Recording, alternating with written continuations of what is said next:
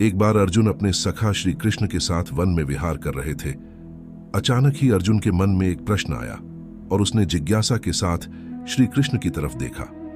श्री कृष्ण ने मुस्कुराते हुए कहा, हे पार्थ, क्या पूछना चाहते हो? पूछो। अर्जुन ने पूछा। हे माधव, पूरे ब्रह्मांड में सबसे बड़ा कौन है? श्री कृष्ण ने कहा, हे पार्थ, सबसे बड़ी तो धरती ही दिखती है, पर इसे समुद्र ने घेर रखा है। मतलब ये बड़ी नहीं, समुद्र को भी बड़ा नहीं कहा जा सकता। इसे अगस्त्य ऋषि ने पी लिया था। इसका मतलब अगस्त्य ऋषि बड़े हैं, पर वे भी आकाश के एक कोने में चमक रहे हैं। इसका मतलब आकाश बड़ा है, पर इस आकाश को भी मेरे बामन अवतार ने अपने एक पग में नाप लिया। थाच, इसका मतलब सबसे बड़ा मैं ही हूं, पर मैं भी बड़ा कैसे हो सकता हूं? क्योंकि मैं अपने भक्तों के हृदय में वास करता हूं, अर्थात सबसे बड़ा भक्त हैं। इस तरह भक्त के हृदय में भगवान बसते हैं, इसलिए इस संसार में सबसे बड़ा भक्त हैं। मॉरल ऑफ द स्टोरी, अपनी इस कहानी में मैं यही कहना चाहता हूं कि ईश्वर कभी खुद को बड़ा नहीं कहता। ईश्वर भक्त के मन में वास करता है। उसे ढूंढने के यहां वहां भटकना व्यर्थ है। ईश्वर की चाह में मनुष्य को उसका स्थान देना गलत है। भगवा चौले के भीतर भगवान के दर्शन की इच्छा गलत है। ईश्वर सभी के भीतर है।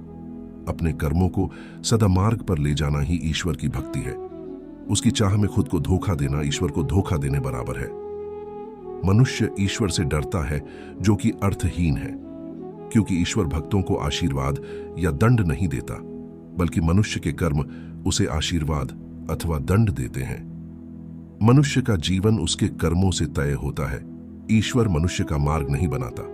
मनुष्य को अच्छे बुरे का विचार खुद करना होता है, और अगर प्रत्येक मनुष्य परहित का विचार करे तो वह कभी गलत नहीं होता। आज के समय में मनुष्य भेड़चाल का हिस्सा होते जा रहे हैं। किसी भी व्यक्ति को संत का चौला पहने देख उसके अंधे भक्त बन जाते हैं।